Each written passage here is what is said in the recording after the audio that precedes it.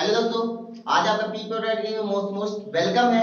और जैसा कि हम लोगों ने बहुत इंटरेस्टेड और बहुत ही जो आपका टॉपिक था ना, जो चल रहा था आईटीआई इलेक्ट्रीशियन ब्रांच यूपीपीसीएल और यूपीआर रीजनल की, हम लोग कंपटीशन को फाइट करने की तैयारी करा रहे थे।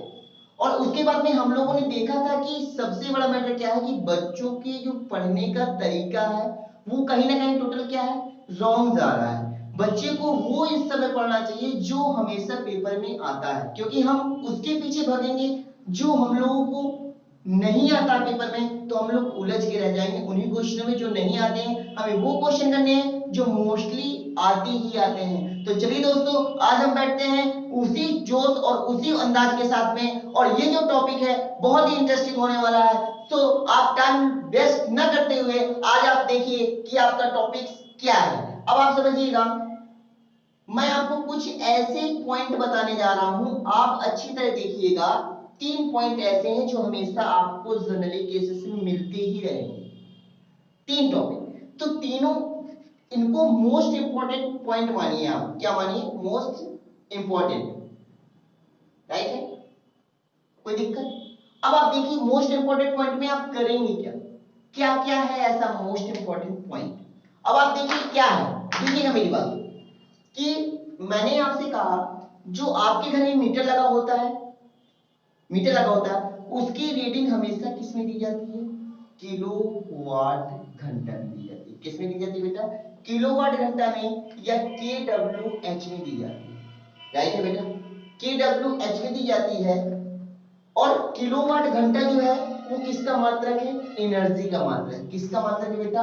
इलेक्ट्रिक एनर्जी का मात्रक है। किसका मात्रक है? इलेक्ट्रिक एनर्जी का मात्रक है। कोई दिक्कत? जो आपका नेक्स्ट पॉइंट है, नेक्स्ट पॉइंट क्या है आपका? नेक्स्ट पॉइंट आ जाता है कि 1 किलोवाट घंटा, 1 किलोवाट घंटा में कितनी कितने एचपी के बराबर होता है? तो बेटा 1 किलोवाट घंटा 1.34 एचपी की, ठीक। और एक होता है 1 किलोवाट, कंफ्यूजन मत करिएगा, मैं आपको एक मिनट समझा दे रहा हूं। 1 किलोवाट घंटा इक्वल टू होता है 1.36 एचपी की होता है।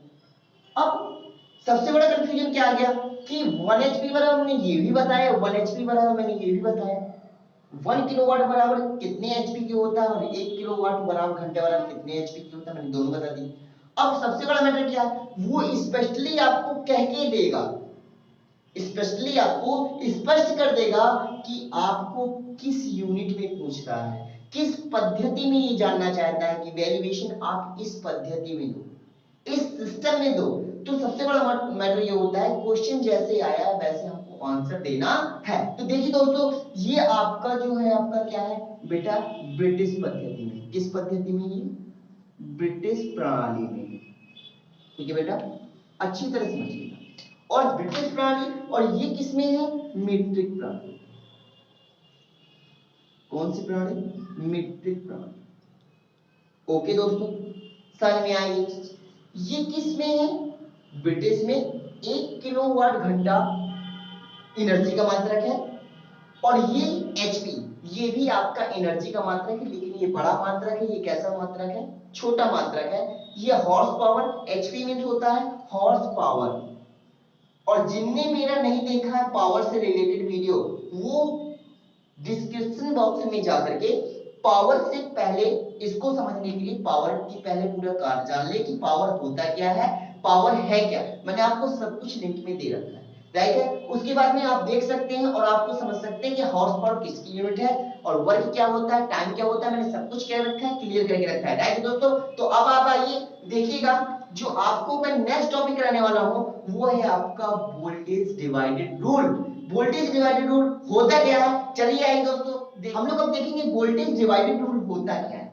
वोल्टेज डिवाइडेड रूल कहां, वोल्टेज डिवाइड कहां होता है बेटा? वोल्टेज आपका डिवाइड होता है केवल सीरीज क्रम में। कहां डिवाइड होता है? केवल सीरीज क्रम में डिवाइड होता है। सीरीज क्रम में डिवाइड होने का मतलब क्या है कि अब आप नॉर्मली तौर पे समझिएगा, ये आपका यहां पे एक रेजिस्टेंस लगा दिया, फिर कुछ दूरी पे फिर मैंने एक रेजिस्टेंस लगा दिया, फिर मैंने कुछ दूरी पे एक रेजिस्टेंस लगा दिया, समझिए मेरी बात। और उठा करके मैंने इसको वोल्टेज से क्या कर दिया बेटे? मैंने जो कोई भी कुछ भी वोल्टेज हो सकता है कि जो मैंने बैटरी यूजेस की है उसका कुछ ना कुछ तो वोल्टेज होगा ही होगा, ऐसा हो नहीं सकता। अब मेरी बात समझिएगा, सपोज यहां पे रेजिस्टेंस क्या है बेटा R1, समझिएगा एक मिनट, यहां पे रेजिस्टेंस क्या है R1, इधर पे क्या है बेटा R2, यहां पे क्या है R3, समझिए। अब यहां पे वोल्टेज तो गया, यहां पे वोल्टेज I एम्पियर की धारा गई, वोल्ट I आपका सेम है, I नहीं डिवाइड होता है, I हर जगह धारा क्या है बेटा सेम है, लेकिन जो वोल्टेज की वैल्यूएशन है यहां से यहां तक आपकी वोल्टेज क्या है V1 मैंने कह दिया, यहां से क्या है बेटा V2 है, मैंने यहां तक मान लिया V2 है बेटा, और यहां से यहां तक कितना है आपका V3, समझिएगा अच्छी तरीके समझिएगा। ये करने के लिए आप पूरा डेरिवेट कर सकते हो, करने के लिए आप पूरा डेरिवेट कर सकते हो। क्वेश्चन ये आता है कि बताइए R1 रेजिस्टेंस में जो वोल्टेज लग रहा है वो उसकी वैल्यूएशन क्या है, R1 रेजिस्टेंस में जो आपका वोल्टेज जो खर्च हो रहा है उसकी वैल्यूएशन को फाइंड आउट करिए।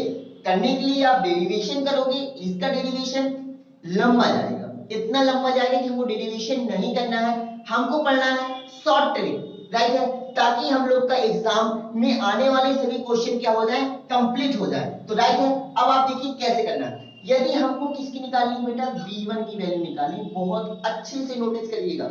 यदि हमें V1 की वैल्यू निकालनी है तो ऊपर रखोगे, अब तुम्हें पता है क्या होता है, V1 की वैल्यू निकालनी है तो ऊपर जिसके रेजिस्टेंस में V1 जुड़ा हुआ है R1 का रेजिस्टेंस है ना, तो इधर भी R1 रखो, क्या रखो बेटा R1, इधर पे V1 है तो इधर पे क्या रखो बेटा R1 रखो, और नीचे क्या है तीनों रेजिस्टेंसों का योग, यानी R1 plus R2 plus R3, R1 plus R2 plus R2 plus बेटा R3, राइट। और उसके बाद जो टोटल वोल्टेज है उसका क्या करा दो बेटा मल्टीप्लाई, आपका क्या निकल आएगा V1 निकल आएगा। सेम इसी प्रकार V2 निकालना है, समझिएगा इधर पे क्या रखें V2 जहां वोल्टेज है वहां पे रेजिस्टेंस की वैल्यू क्या है R2, फिर तीनों रेजिस्टेंसों का योग सेम उसी तरह condition R1 plus R2 plus R3, और जो टोटल वोल्टेज है उसका क्या करना है मल्टीप्लाई करा देना।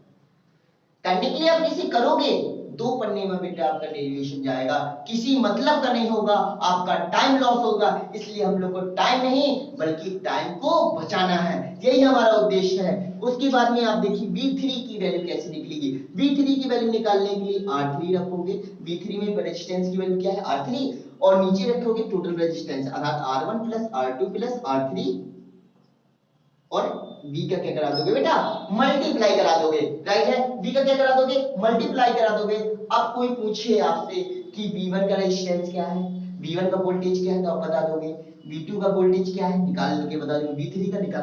अब तो किसी का भी वोल्टेज आ जाए, हमेशा ध्यान दीजिएगा voltage divided rule only series क्रम में उपयोग होता है बेटा।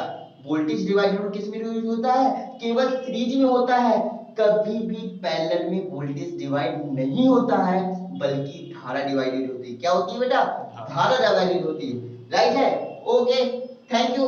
तो आपके बच्चों हम नेक्स्ट वीडियो में मिलेंगे, ये वोल्टेज डिवाइड रूल, इसके क्वेश्चंस बहुत ज्यादा आते हैं आपके V1 V2 V3 की वैल्यू निकालने के लिए। आपको नेक्स्ट वीडियो में मिलेंगे नेक्स्ट चैप्टर के साथ में, और बहुत ही इंटरेस्टिंग के साथ में आपको हम लोग पढ़ाएंगे बैटरी किस प्रकार वर्क करती है, क्या करती है, ये सब आपको नेक्स्ट वीडियो मिलने वाला है। तो तब तक आप हमारी वीडियो को देखते रहिए और सब्सक्राइब करते रहिए और लाइक करते रहिए।